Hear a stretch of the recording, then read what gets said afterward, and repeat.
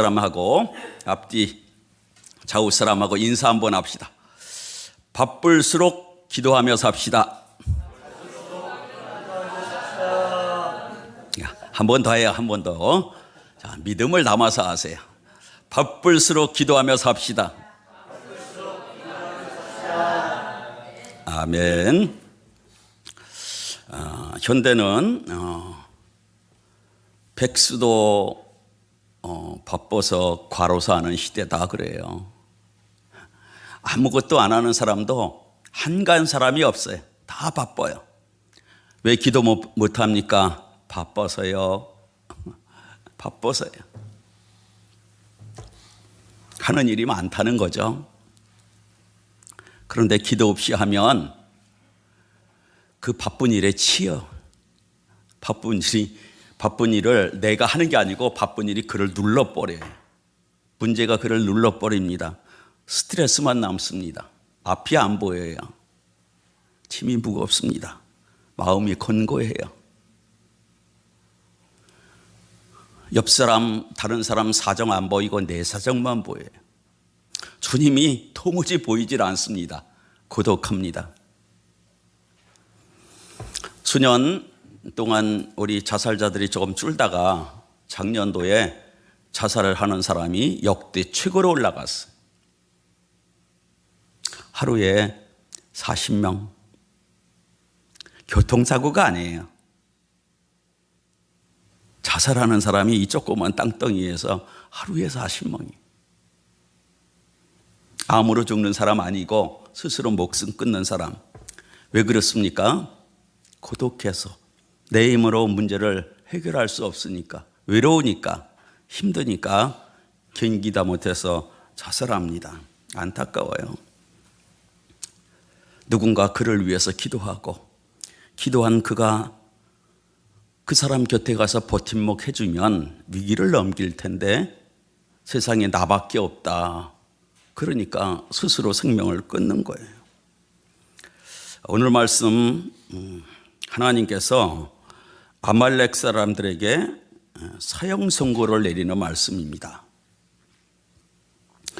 14절 보시면 중간에 내가 아말렉을 없이하여 천하에서 기억도 못하게 하리라. 하나님께서 아말렉을 없애겠다고 천하에서 아말렉 뭐지? 기억도 없는 민족 만들겠다고 그래 있었습니다. 그러니 아말렉 없어지는 것 뭐 재론할 여지가 없는 거예요. 마지막 16절 한번 읽읍시다. 시작. 여호와가 아말렉과 더불어 대대로 싸우리라 하셨다 하였더라. 아멘. 여호와께서 맹세하면서 말씀하셨습니다. 내가 아말렉과 더불어 대대에 싸우리라. 아말렉은 끝난 민족이에요. 아말렉은 장래가 없습니다. 하나님이 말씀하시면 그대로 이루시는데 아말렉은 나무에 도끼가 그 뿌리에 놓인 것과 같습니다. 꽃을 잘라서 화병에 두었으나 버티고 버텨봐도 결국 시들어 말라 비틀어질 것 되는 것처럼 하나님께서 이렇게 말씀하셨으니 아말렉은 끝났어요. 그런데 이 끝난 아말렉 본래 어떤 사람, 어떤 민족입니까? 아말렉은 야곱, 이스라엘의 형 누군가요? 에서 쌍둥이 형, 이스라엘의 쌍둥이 형 에서의 후손이. 하나님은 아브라함과 이삭, 야곱 이 족장들을 사랑하셨어요. 아브라함 후손을 축복했습니다. 그래서 이 에서의 후손도 야곱 막풍이나 번창에서 11족장을 가졌어요. 11민족이 그 밑에서 나왔다는 뜻입니다. 그런데 이들이 하나님으로부터 어찌하여 이렇게 사망 선고, 끝장난 선고, 멸망의 선고를 받았느냐? 오늘 본문에 잘 나와 있지만 신명기 25장 18절 보시면 어떻게 되어 있느냐? 이스라엘이 길에서 피곤할 때에 뒤처진 약한 자들을 치고 약탈하면서 이스라엘 중에 계신 하나님을 두려워하지 아니하였더라 그래요. 그것 때문에 그래요. 아말렉이 그 조상으로 가면 야곱의 쌍둥이 형 에서의 후손이에요. 여러분, 주님께서 말씀하셨죠. 원수가 어디 있습니까? 너희 집안에 있어요. 가까이 있는 거예요. 자기를 해치는 사람은 사탄이 먼 외국에 있는 사람을 쓰지 않습니다. 누구를 써요? 같이 집안에 살고 같이 이웃을 맞대고 같이 회사에 있고 같은 나라에 속한 사람들을 뒤틀려서 원수되게 만드는 거예요. 이게 사탄의 전공이야 그거예요. 가까운 사람을 원수 만드는 것. 아말렉은 그 사탄에게 조정받은 민족이에요. 오늘도 조정받는 사람이 이 땅에 많습니다. 같은 교회 안에서도, 같은 집안에서도, 친족 안에서도, 직장 안에서도 계속 있습니다. 그놈의 사탄, 그놈의 마귀 새끼는 죽지도 않고 계속 아직은 살아서 역사합니다. 그런데 문제는 뭐냐면 아까 신명기 25장 18절 말씀대로 그들이 이스라엘이 행로에 피곤하고 지쳤어요. 거기서 뒤처진 자가 있었어요. 그들을 공격했어. 그들을 죽이고 빼앗고 도적질했습니다. 그들이 모르는 게 뭐냐면 하나님이 구원하고 이스라엘 백성 그냥 목표만 주고 가라 하고 버려둔 게 아니에요. 하나님은 구원하시고 자기 백성 한가운데서 동행하는 하나님이십니다.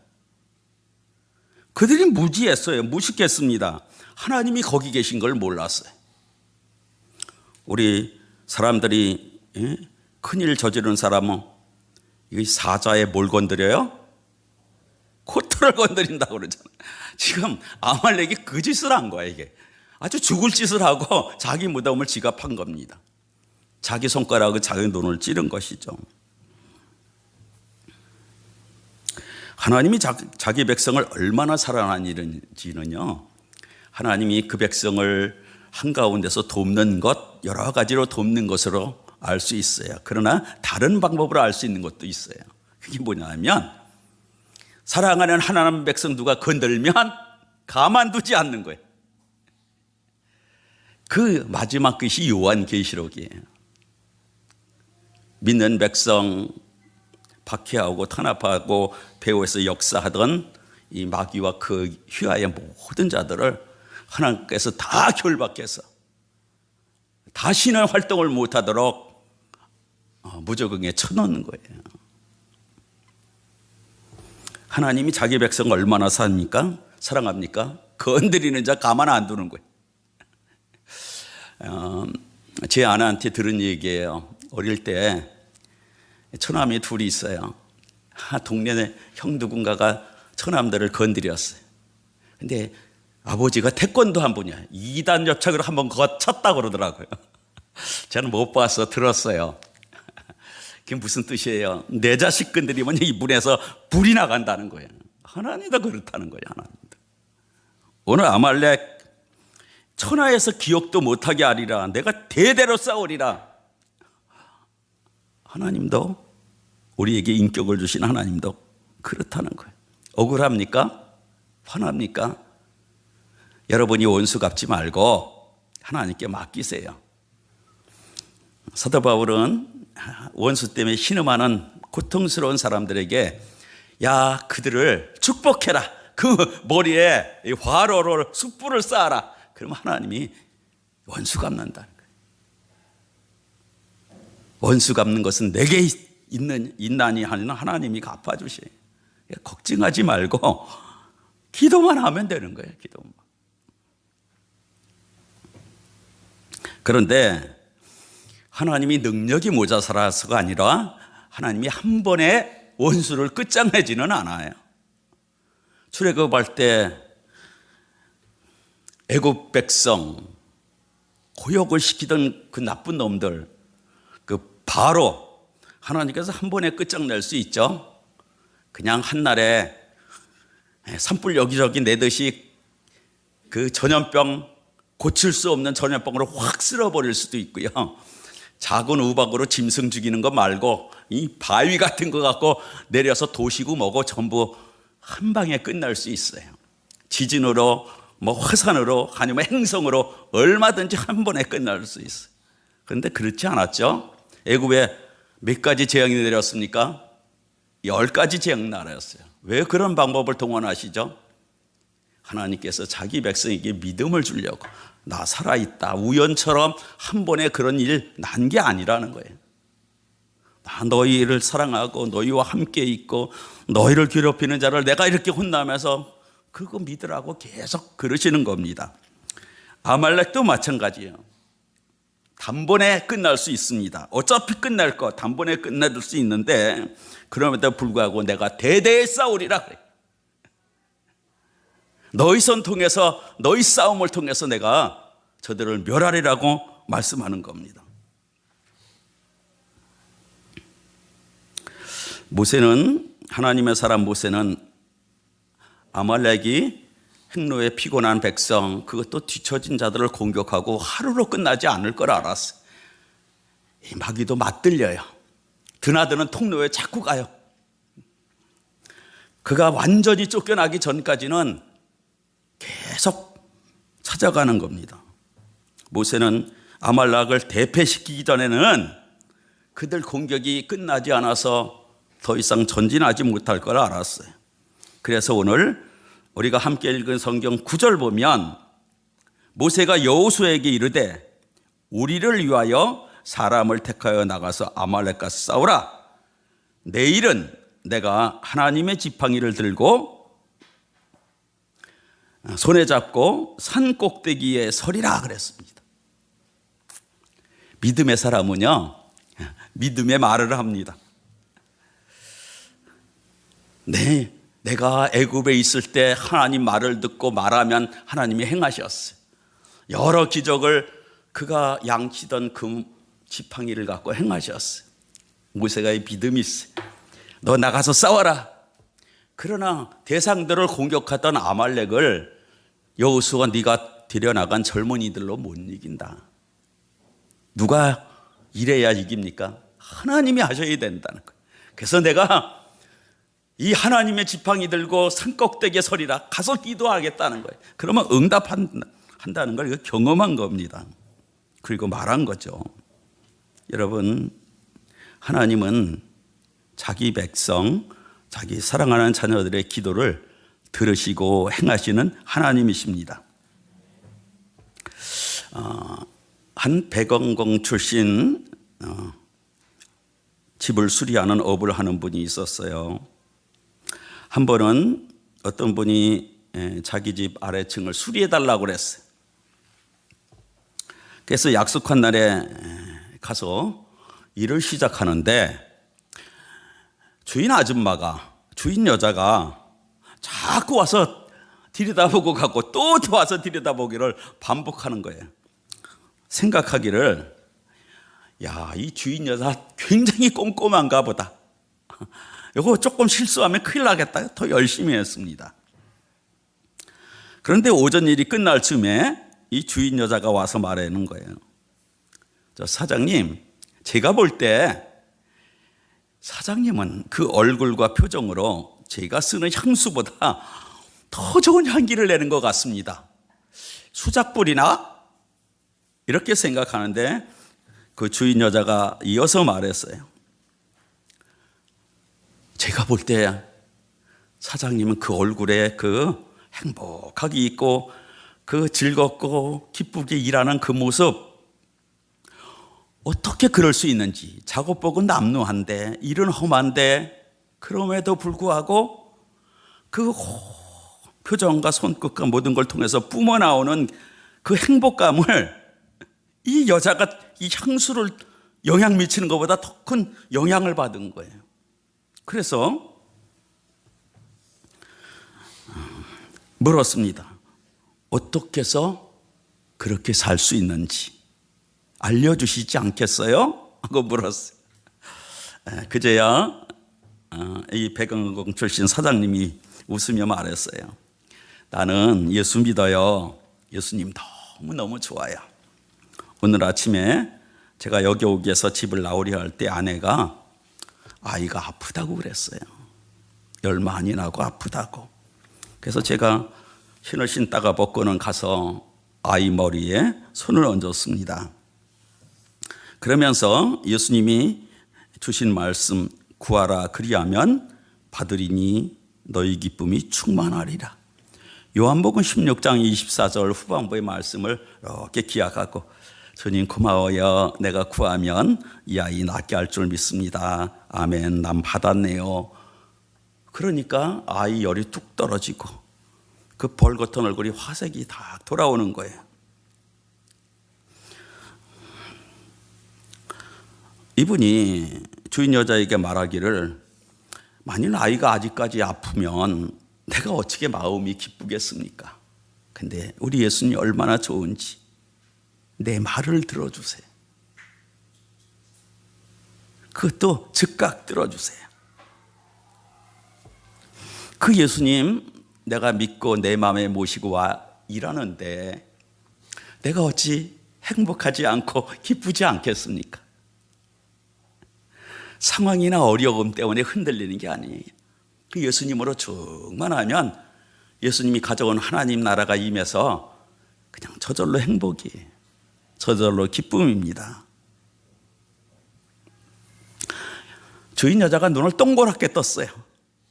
저 아저씨 나도 그거 받고 싶어요 그래. 이분이 웃으면서 예수님을 소개하고 예수님을 영접하도록 도와주었습니다. 여자가 밝아져서 돌아갔어요. 오후 일이 시작이 되고 한참 지나자 여자가 다시 왔어요. 저 아저씨 지금은 내가 좋은데 요거 아저씨 가고 나면 요거 잃어버리는 거 아닌가요? 어떻게 하면 계속 가질 수 있죠? 이렇게 질문하는 것이었어요. 그래서 이분이 얘기해 주었습니다. 예수님이 제일 좋아하는 게 뭔지 아세요? 그 주인 아주머니 안에 계신 그 예수님을 자랑할 때 제일 좋아하세요. 예수님이 좋으면 그 행복, 그 기쁨을 계속 퐁퐁 올려준다고 그랬어요. 그러니까 여자가 만면에 미소를 띠고 끄떡끄떡 하면서 다시 갔습니다. 여러분, 예수님은 백안공 출신 그 어부를 하는 분만 사랑하는 거 아니죠? 예수님 지금 어디 계신가요? 우리 가운데 계시고 여러분 마음속에 계세요. 그분은 천국을 갖고 여러분에게 오셨습니다. 그분은 천국을 갖고 지금 예배하는 이곳에 와 계십니다.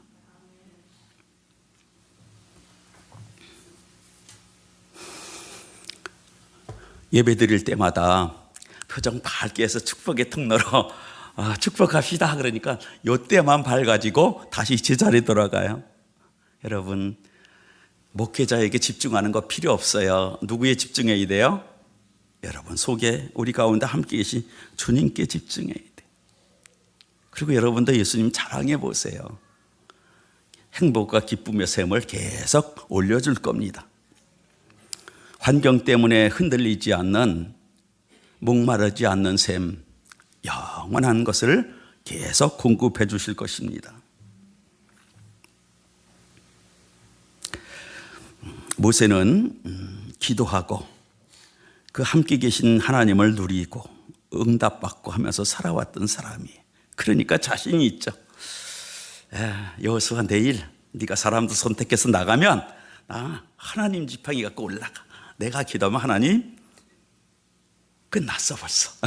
아말렉 다 끝났다는 거예요. 이게 모세의 확신이에요. 그런데 모세가 산으로 꼭대기로 올라갈 때 같이 아론과 훌, 아론은 모세보다 나이 3살이 많아요. 아마 훌도 그렇게 많은 노인네일 거예요. 노인네 3명이 올라갔는데 모세가 믿음을 갖고 지팡이를 딱 들고 섰는데도 전쟁이 벌어졌는데 이스라엘이 못 이기는 거예요. 안 이기는 거예요. 패하는 거예요. 다급해졌어요. 그러다가 지팡이 들었는지 지팡이로 왔는지 손을 번쩍 드니까 이스라엘이 이기는 거예요. 와, 됐다 싶어서 손을 내리면 이스라엘이 졌다고 그랬어. 놀라서 다시 손 드니까 이스라엘이 이기고, 힘들어서 내리면 아말렉이 이기고. 엎치락뒤치락하는 상황이 반복이 되면서 끝나질 않았어요. 여러분, 요즘 산에 가는 분들 있나요? 주변에 산에 가는 분들이 있나요? 산에 갈 때 뭐 챙겨가나요? 요즘은 에베레스트 산 안 가도 딱 갖추고 뭐 배낭 메고 뭐 지팡이 들고 그러고 우리나라 사람들 산에 간다고 그래요. 갈 때 가방에 또 빈 가방입니까? 물병도 넣고 간식도 넣고 또 과일도 넣고 먹기도 하고 나눠주면서 그러려고 배낭에 싸갑니다. 그런데 모세가 이날 갈 때 또는 아론과 훌이 같이 갈 때 배낭 메고 갔을까요? 물 들고 갔을까요? 에너지바 들고 갔을까요? 그렇지 않았을 거예요. 근데 전쟁이 안 끝나요.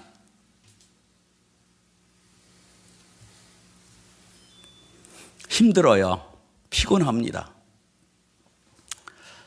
그만두고 싶어도 그만둘 수가 없어요.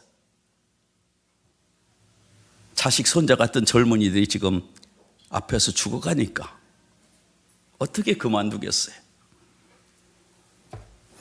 모세의 속이 새까맣게 탔을 거예요. 기력은 없는데 이 젊은이들이 죽어나가는데 대적이 승리하는데 전에는 그런 일이 없었는데 속이 까맣게 탑니다. 곁에서 보는 아론과 훌은 어떻겠어요? 마찬가지 아니었겠어요? 이 출애굽기 17장을 지나면 18장에 들어서면 모세의 장인 이드로가 모세의 처와 자식들을 데리고 와요. 근데 이 전쟁터에 모세는 가족이 없어요. 근데 누구는 있어요? 옆에 있던 아론과 훌은 있는 거예요. 그들의 속이 더 까맣을 거예요. 이심전심 버티는데 눈물이 없습니다. 열심히 싸우는 저들 힘으로 이기면 박수치면서 앉아있으면 될 텐데 저들 힘으로 못 이기고 기도하는데 기도도 그냥 기도 아니고 죽을 힘을 다해서 손을 들고 기도해야 이기는 거예요. 여러분, 전쟁이 피땀 흘리고 생명 바치고 해야 이기지 그냥 이기는 전쟁이 있겠어요? 안타까운 거, 우크라이나 대통령 미국 갔더니 트럼프 대통령 가졌다고 위세를 떨었어요. 부통령하고. 하나님이 약한 자의 하나님인데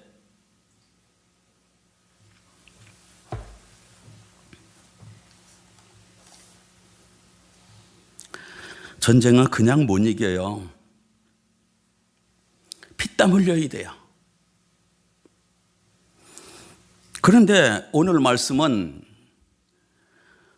전쟁에 나가서 피땀 흘려 싸우는 젊은이들을 그들 손에 달리지 않고 산 위에서 기도하는 노인애들 손에 달렸다는 거예요. 이 땅의 젊은이들 손에 대한민국 미래가 달리지 않고 기도하는 노인애들 손에 달렸다는 거예요.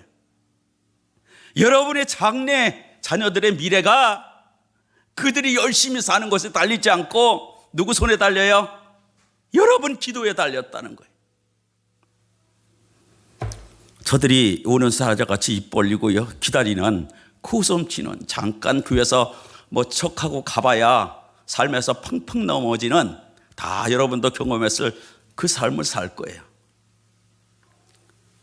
그런데 모세와 아론과 훌 같은 사람이 오늘 세대에 그런 어른들, 그런 노인들이 얼마나 있을까 생각하는 겁니다.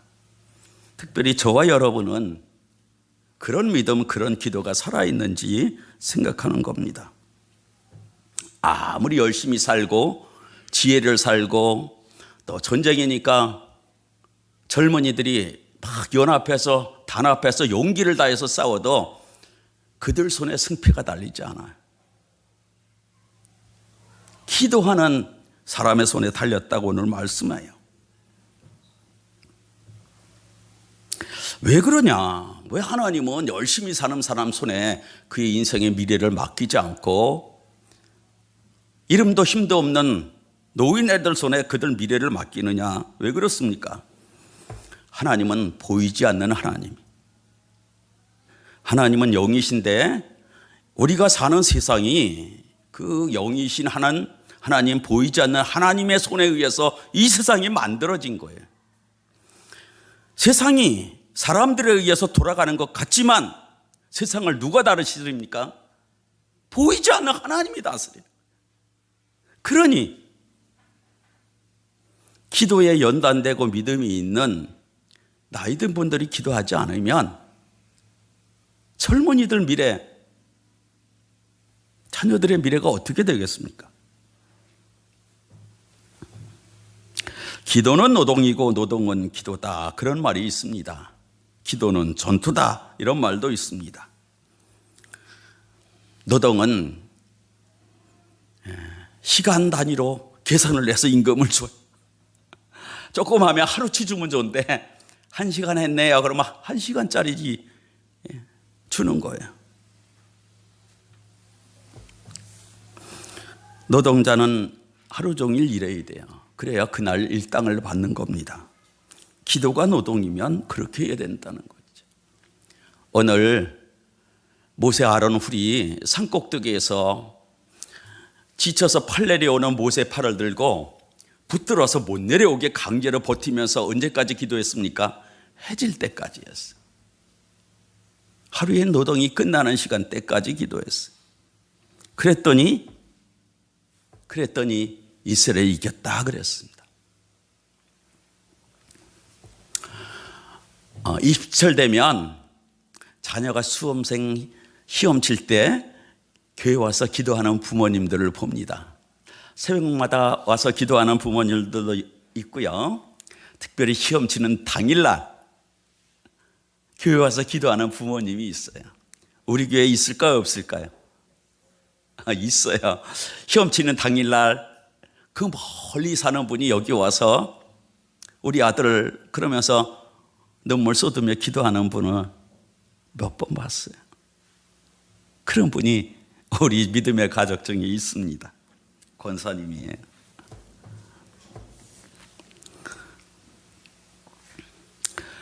자녀들이 열심히 살아도 그들에 의해서 미래가 달린 게 아니고 여러분 손에 달렸어요.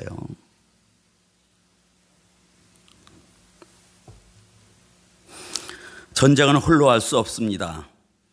일터도 혼자서 일해서 되는 법이 없습니다. 주변 사람하고 연합돼야 돼요.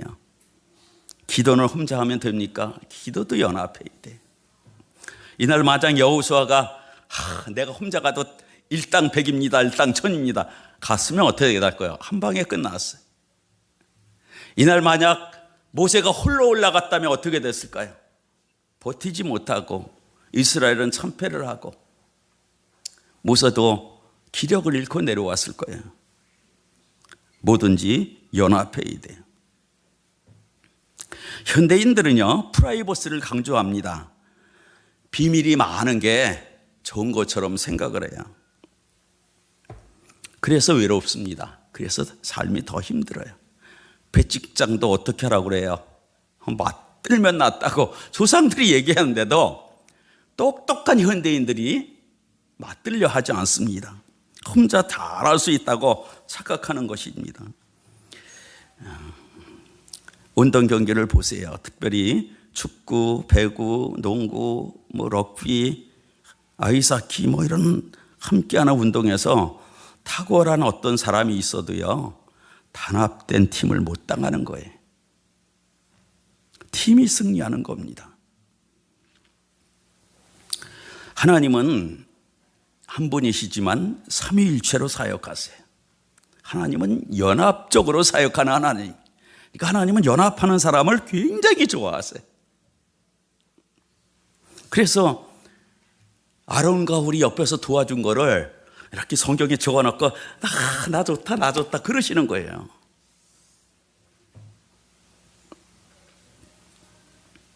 여러분 에스더 왕비가 나오는 그 성경의 불임절 여러분 아시죠? 불임이 어떤 날입니까?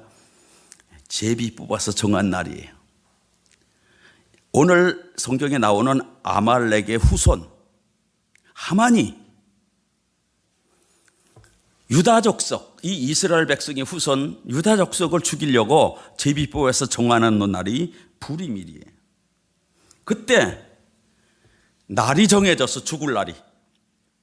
그때 어떻게 반전이 일어납니까? 그 사실을 알았던 모르드게가 에스더에게 얘기하고 에스더는 다시 모르드게와 그 수산성에 사는 모든 유다인들이 금식하면서 나와 같이 3일 금식하면서 기도하자고 그러지 않았습니까? 그러니까 죽을 날이 살 날로 변했어요.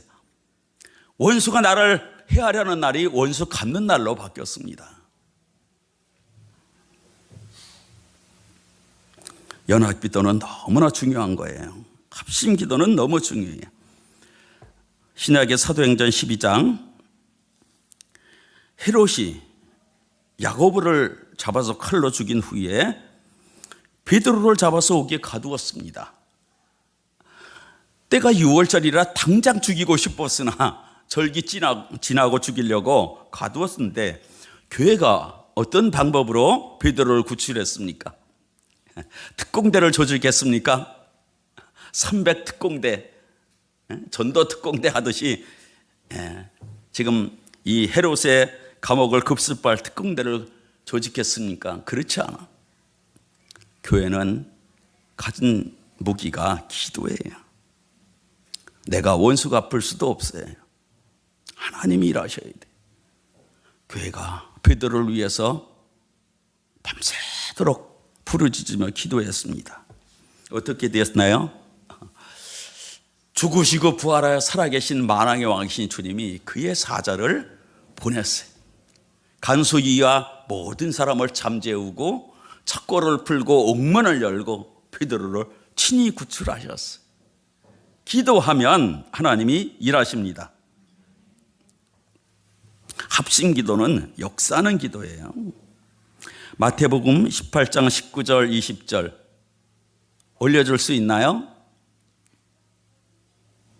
마태복음 18장 19절 20절 자, 다 같이 시작. 다시 너희에게 이르노니 너희 중에 두 사람이 땅에서 합심하여 무엇이든지 구하면 하늘에 계신 내 아버지께서 그들을 위하여 이루게 하시리라. 두세 사람이 내 이름은 모인 곳에는 나도 그들 중에 있느니라. 아멘. 예수님도 합심기도 얼마나 좋은지 제자들에게 가르치는데 내가 진실로 너에게 말해주는데 너희 중 두 사람만이라도 땅에서 합심해라.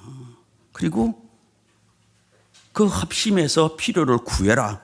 그러면 하늘에 계신 내 아버지, 너희 아버지께서 그 합심해서 구하는 자를 위해서 이루게 하시리라 그랬습니다.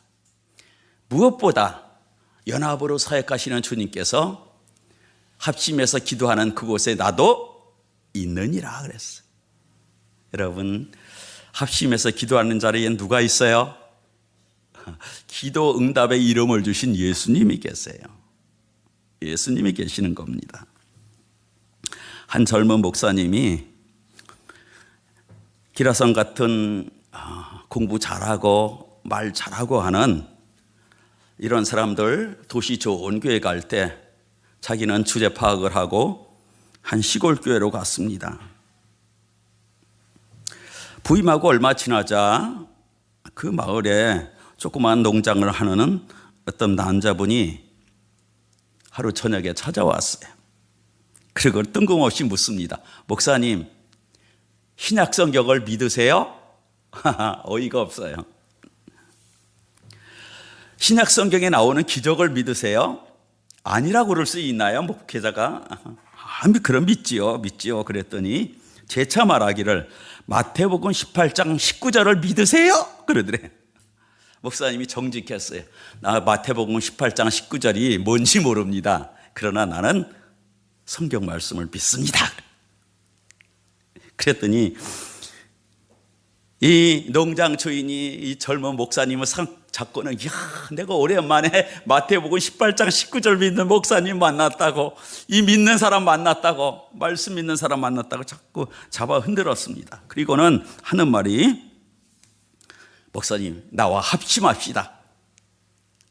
내 농장에 한 가족이 있는데 내일 주일에 데려올 테니 그들 영혼 구원을 위해서 오늘 이 마태복음 18장 19절 이거 딱 붙잡고 목사님하고 저거 기도합시다. 그리고 손을 잡고 기도합시다. 그러고는 기도를 하는 거예요.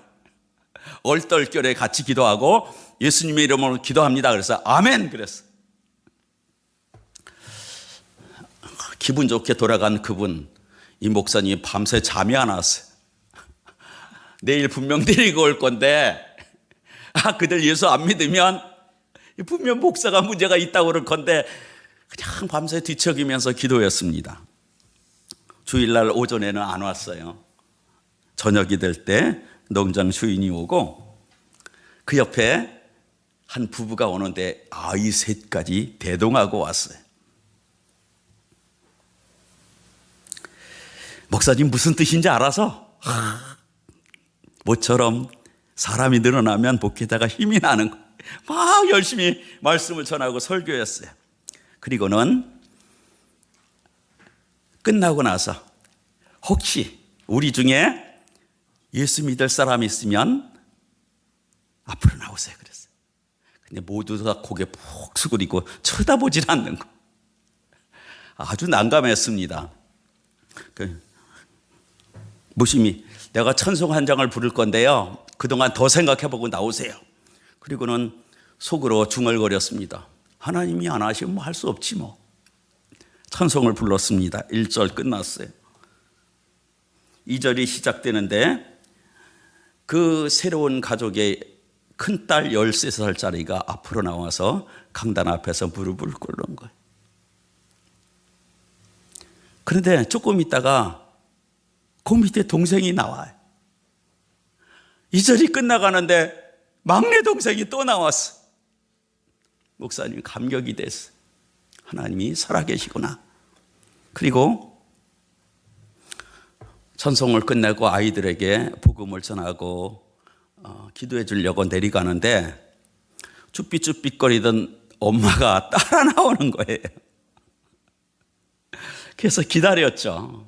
엄마 나와서 무릎 꿇으면 같이 하리라 하고 기다렸더니 엄마 나오니까 엄마가 무릎을 꿇으니까 꼬다는 보리자루 같은 그 신랑이요 따라 나오는 거예요.